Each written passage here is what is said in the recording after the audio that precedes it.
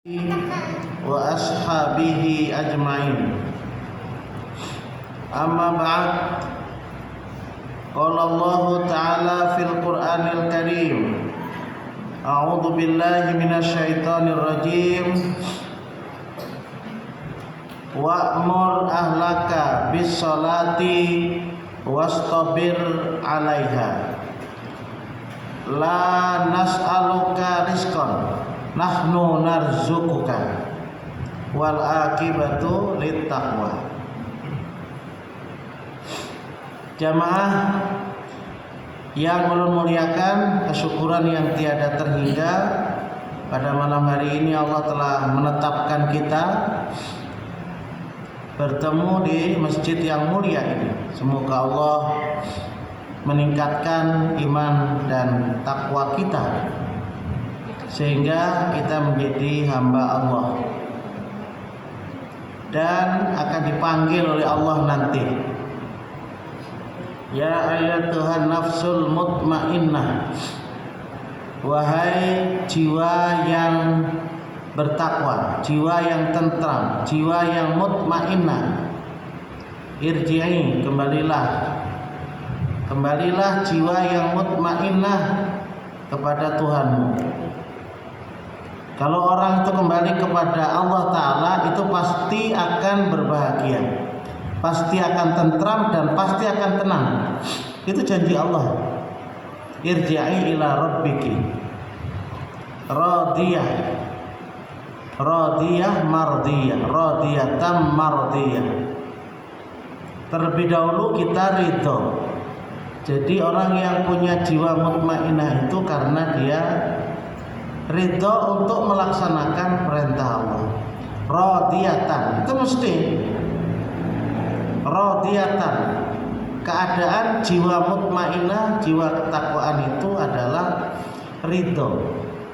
Ridho dengan perintah Allah, ridho menjauhi larangan Allah. Kehidupan tiap hari,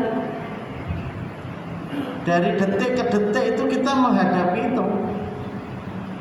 Menghadapi perintah Allah, larangan Allah, perintah Allah, larangan Allah. Kehidupan siapa saja. Siapa saja.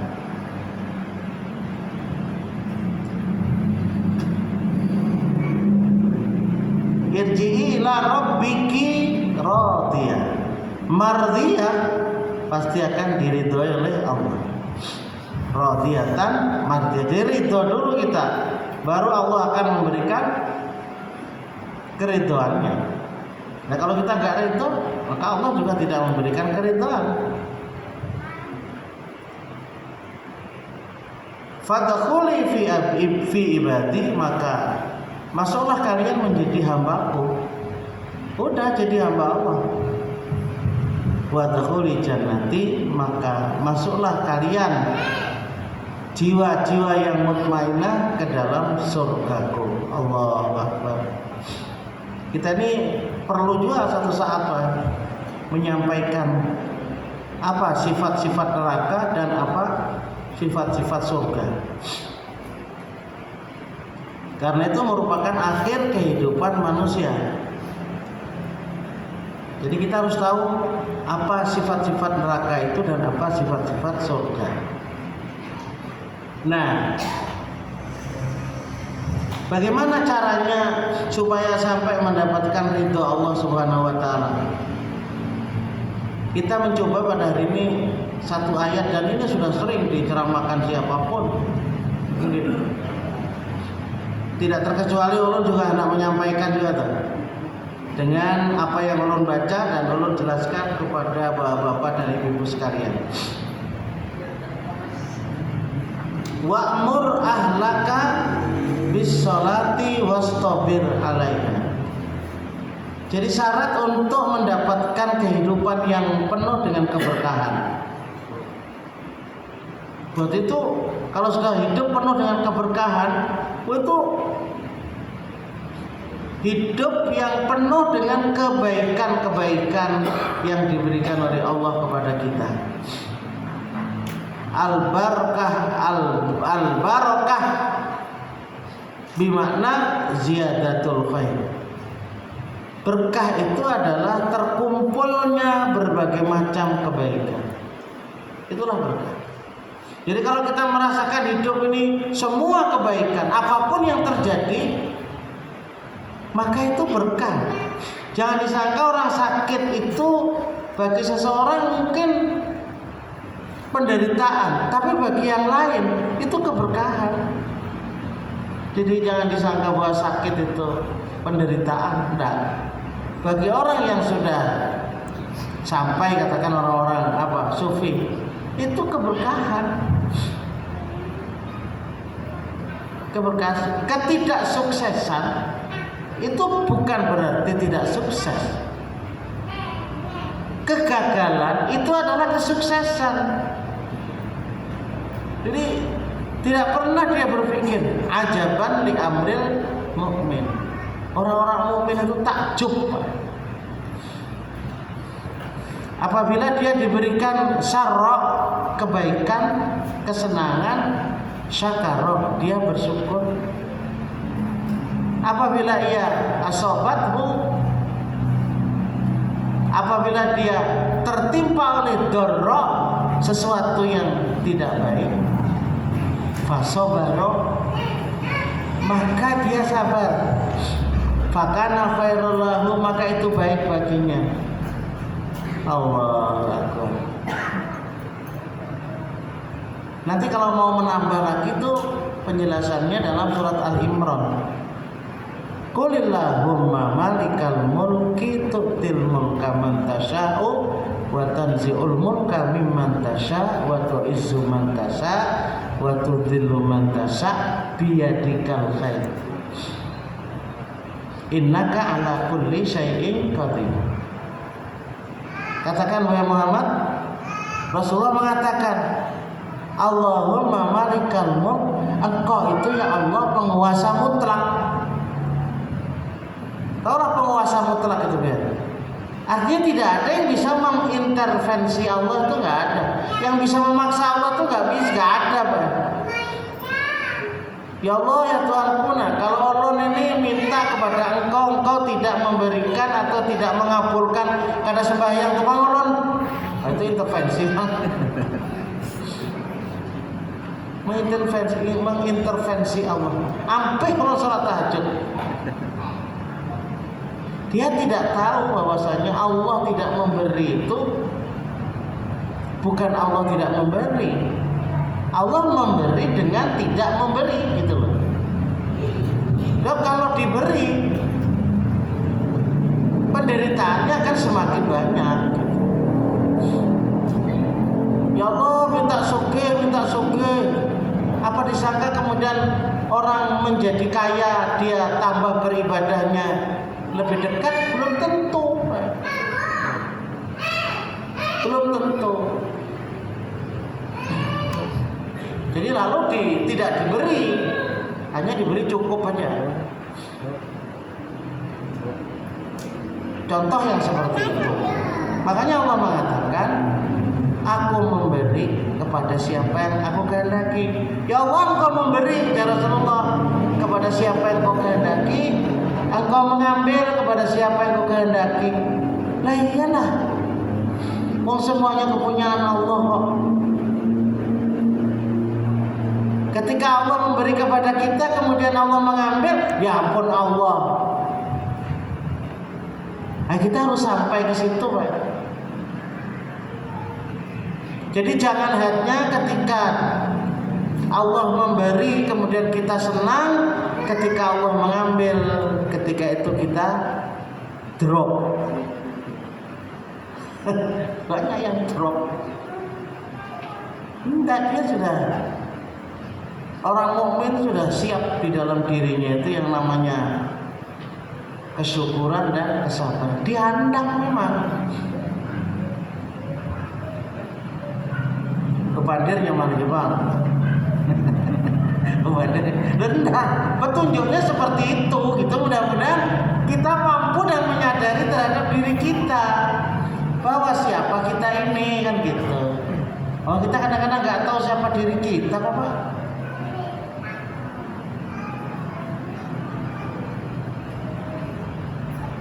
wa tudillu wa tu'izzu man tasya wa tudillu man tasya.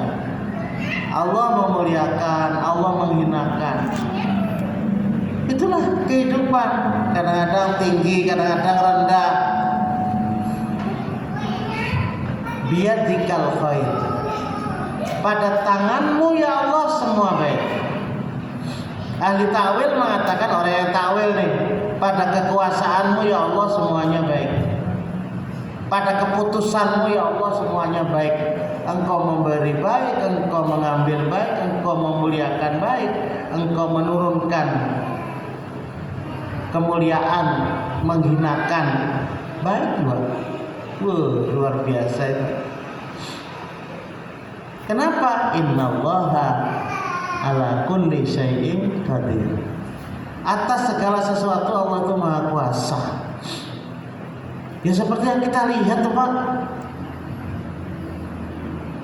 Allah kuasa. Kuasa apa? Ya kuasa menetapkan kepada kita.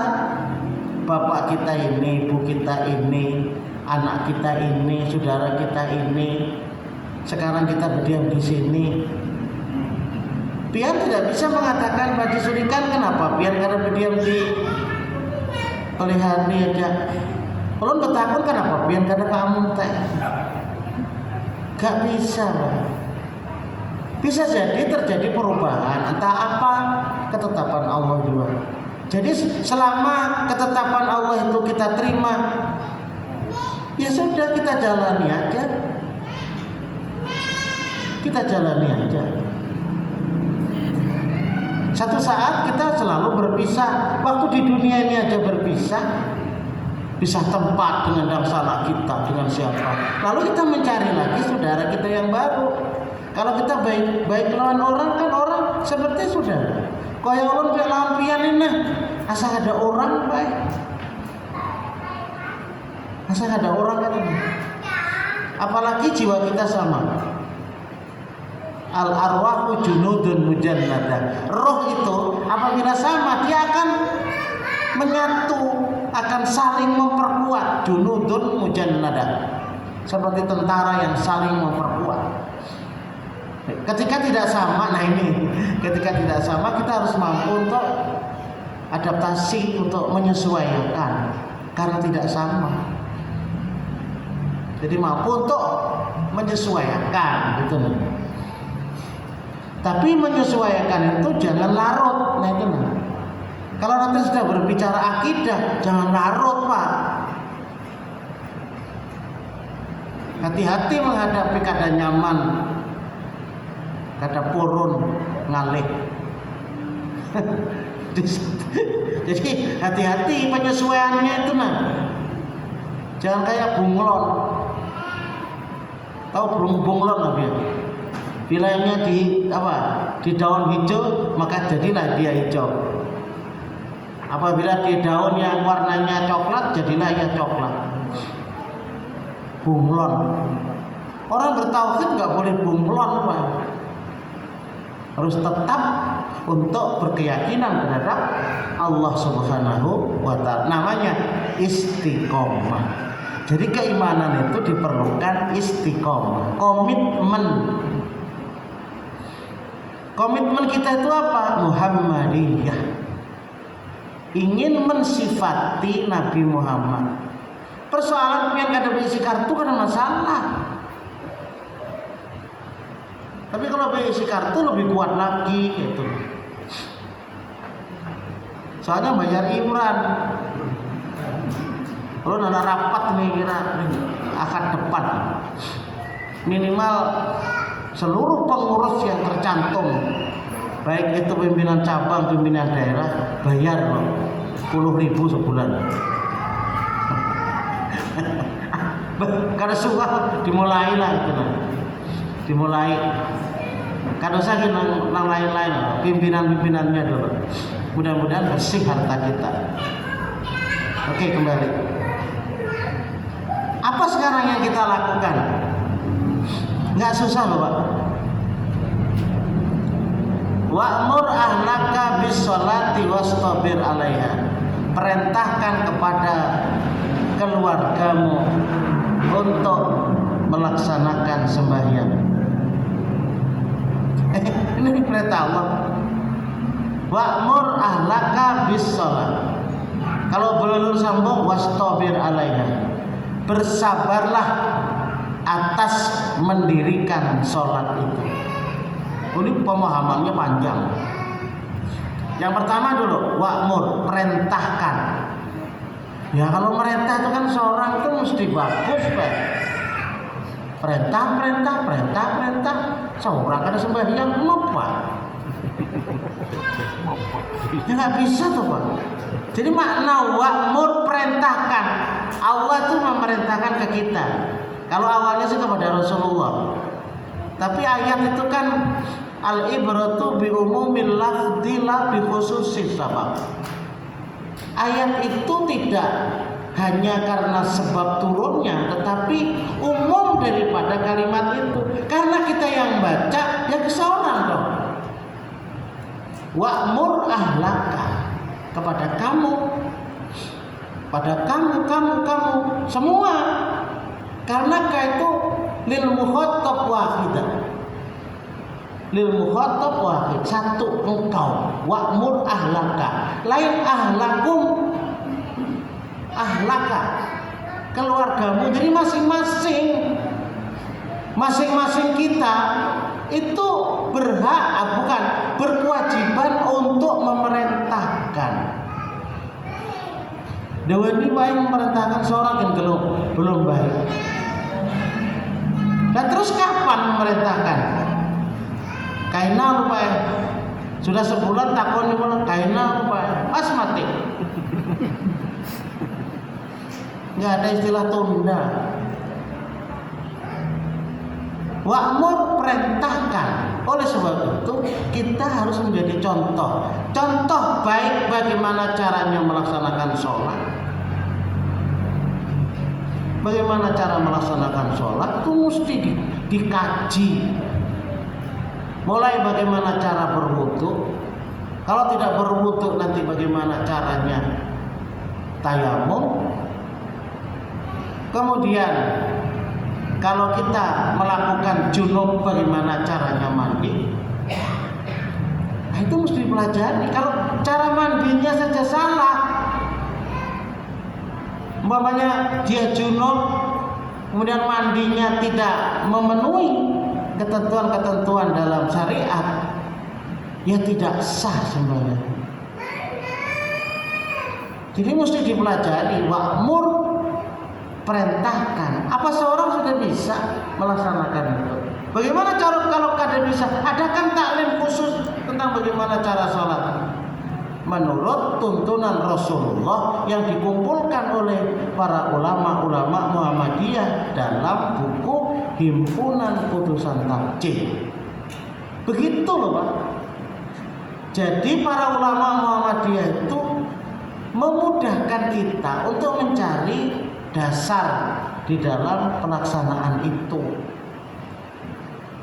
Karena kita ingin ketika melaksanakan ibadah itu mesti ada dalil yang menyertainya. Gitu loh. Jadi mesti ada dalil yang menyertai. Kalau tidak ada dalil yang menyertai, kita takut masuk dalam kategori taklid gitu. Ya memang soal definisi tidak sama. Orang yang dikatakan ittiba itu ya taklid, ujar begitu.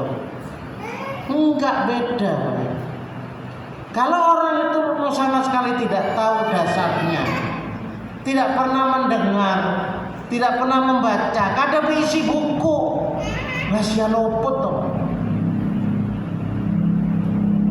Jadi masing-masing punya bukunya itu sebagai pedoman untuk membuka bagaimana sih caranya wudhu itu, bagaimana sih caranya keimanan itu.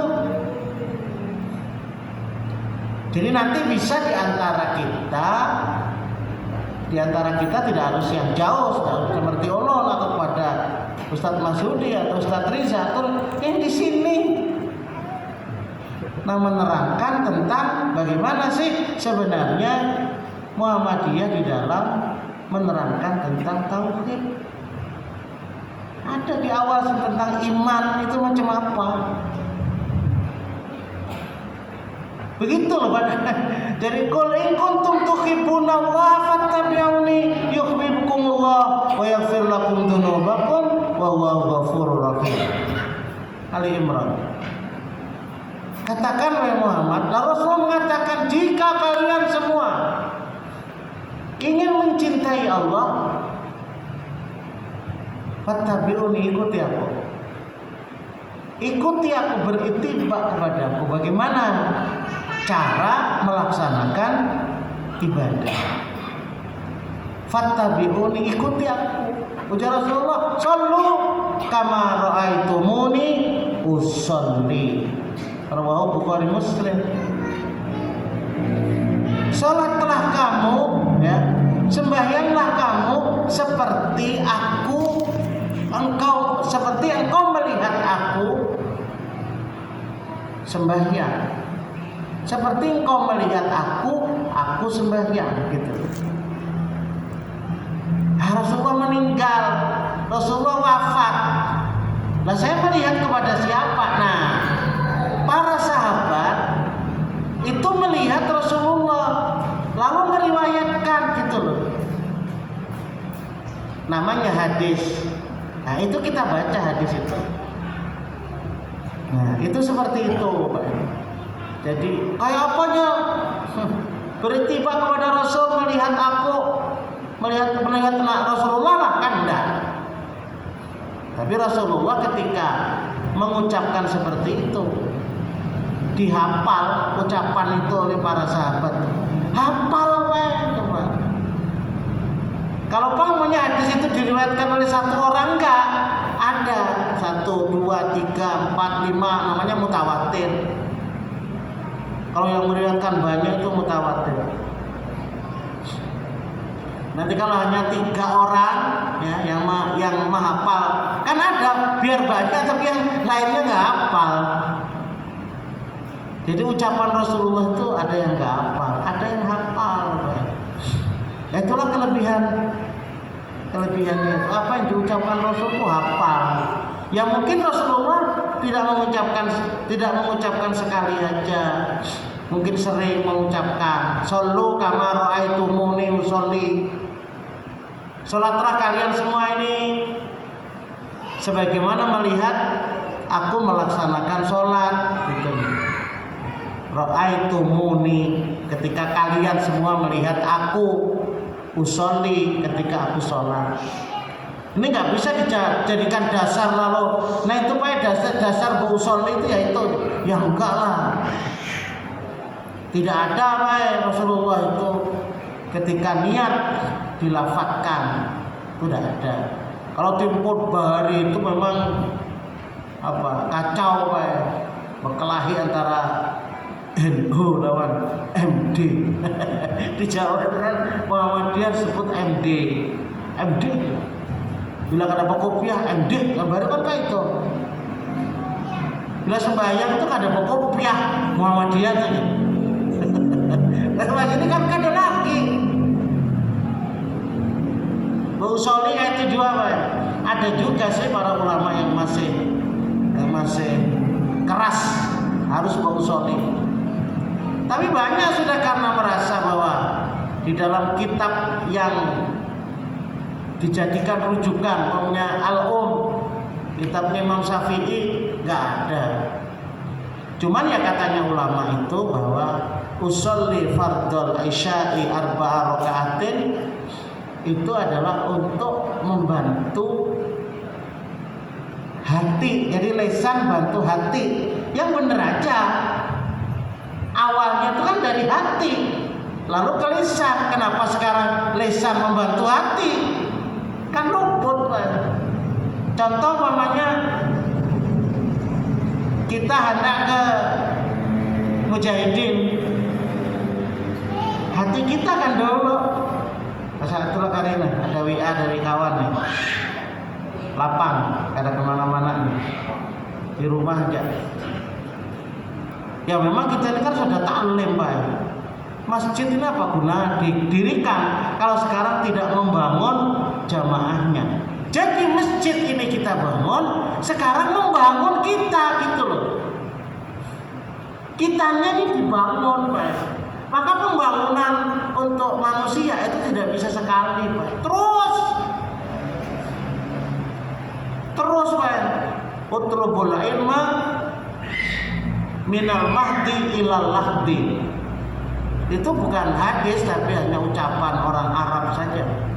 Tuntutlah ilmu sejak dari buayan sampai dengan masuk ke kubur. Itulah makanya kaum tua mengatakan ketika masuk kubur pun juga belajaran, ya menalkin itu sampai ilal lahat, sampai lahat, masuk ke lahat tetap dia belajar. Kenapa? Talqin. Ketika ditanya Rasulullah mengerjakanlah talqin seperti itu ke depan. Nah ini, jadi memang ya agak susah juga, Pak. Dalilnya orang menalqin itu apa? Dalilnya adalah utrubul ilma minal mahdi ilal lahdi. Tuntutlah ilmu mulai dari ayunan sampai dengan lahat. Lahat itu kubur. Ulun sampai sekarang belum pernah, Pak Musik. Kalau biasanya kalau pimpinan atau ulama itu biasanya ulun diundang doang. Tapi ulun kan sampai ke kubur. Apakah tuan guru ini talqin kah ada? Ditalqin sama tuan guru itu? Suara melihatnya. Melajarin orang pintar. Itulah nonton guru. Masa tuan gurunya diajar? Talqin muridnya. Ikam tuan guru aja. Pacang datang 3 malaikat ya. Lain guru 2 aja. Nah, gelitiran kalau 3. Yang 1 palsu. Pintar itu menalkin. Yang 1 palsu, jadi 2 kali. Macam-macam. Ya nggak tahu apakah tuan guru ditalkin juga yang biasanya menalkin. Tapi memang dasar mereka juga ada. Lakinu mautakum la ilaha illallah.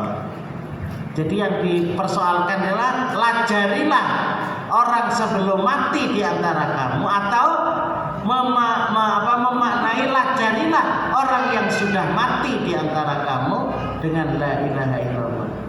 Jadi mereka mengambil makna sesudah mautakum tuh sesudah mati. Kalau kita mautakum sebelum mati. Nah sekarang mana yang kita pakai? Sebelum mati atau sudah mati? Kembali kepada Rasulullah. Jadi begitu, Pak. Rasulullah gimana? Rasulullah itu, nih kita bicara talqin sedikit supaya biar paham. Rasulullah itu ketika mengajari Abu Thalib itu ketika sudah sakit baru Rasulullah mengajarkan malah lengkap lagi, Pak. Karena Abu Thalib ketika itu belum pernah masuk Islam. Jadi pakai lengkap, asyhadu an la ilaha illallah wa asyhadu anna Muhammadar Rasulullah. Lengkap karena belum pernah masuk Islam. Ya amikul, wahai pamanku, tolong Pak ucapkan pian ini pian akan selamat nanti. Akhirnya apa? Akhirnya aku tetap mengikuti agamaku tempo dahulu. Matilah ia. Tapi kalau kita mentalkin orang yang sudah mati, dia sudah muslim, itu cukup la ilaha illallah. Tidak usah dengan Muhammadur Rasulullah. Lakinu mautakum la ilaha illallah. Man kana akhiru kalamihi la ilaha illallah dakhala jannah. Rawahu Muslim. Siapa yang adalah akhir kalamnya mengucap la ilaha illallah, akhir perkataannya la ilaha illallah, dijamin masuk surga. Itu kan begitu. Tapi kalau ia bisa baca sendiri, ya nggak usah dilajari. Nah kayak kita semuanya ini ketika merasa bahwa diri kita itu akan menghadap kepada Allah, maka sudah banyak-banyak saja berzikir kepada Allah. La ilaha illallah. Banyak-banyak itu. Kalau ujar orang Alabio, ingat yang satu. Pak, ingat yang satu. Jadi ya bingung aja nang dari ini bingung. Apa nang satu? Maksudnya Allah Ta'ala. Jadi Jarul mengatakan jangan kayak itu ibu-ibu atau bapak-bapak. Jadi abahnya ini menalkin abahnya bininya nah hanya mati. Oh mamo ingat satu. Pintar. Maksudnya Allah Ta'ala. Jadi bininya anak mati itu terbalik kalau jadi mati. Ketawa ya. Bukan itu kalau jadi mati ya banyak. Jadi mati ya macam-macam. Tahu ada kan gitu. Betul ada kok Pak, ada. Ketawa gitu. Ingat yang satu menyalahi. Karena jadi mati muka itu. Dan kalau menurut beberapa hadis itu Pak, walaupun hadis yang menyatakan 100 hari seseorang meninggal dunia itu sudah ada ciri, itu hadisnya nggak sampai derajat sahih Pak. Nggak sampai derajat sahih. Derajat yang sahih itu adalah dalil-dalil yang menunjukkan tentang ketika malaikat maut datang kepada orang yang meninggal dunia itu, ketika seseorang itu rohnya sudah akan diambil, itu baru malaikat maut itu ada. Kan prosesnya itu cukup lama, mungkin juga cukup cepat bisa. Itu 6 periode Pak. Roh itu akan keluar mulai dari kaki menuju ke paha, menuju ke perut 3 kali, menuju ke dada, coba, menuju ke tenggorokan, menuju ke ubun-ubun. Nah, ketika di ubun-ubun itulah malaikat maut itu ada. Nah, sekarang prosesnya dari kaki ke paha itu berapa hari, berapa jam? Gak tahu. Apa berapa tahun? Gak tahu juga. Gak dijelaskan. Pokoknya 6 periode itu. Jadi tidak bisa lalu kita mengatakan aku ini 3 hari lagi itu bisa mati. Gak bisa. Malaikat maut gak ada masih Bapak. Jadi makanya kita tidak usah memikirkan kapan mati. Yang kita pikirkan adalah bagaimana kita mengisi kehidupan ini. Apakah dengan berzikir, apakah dengan membaca Quran,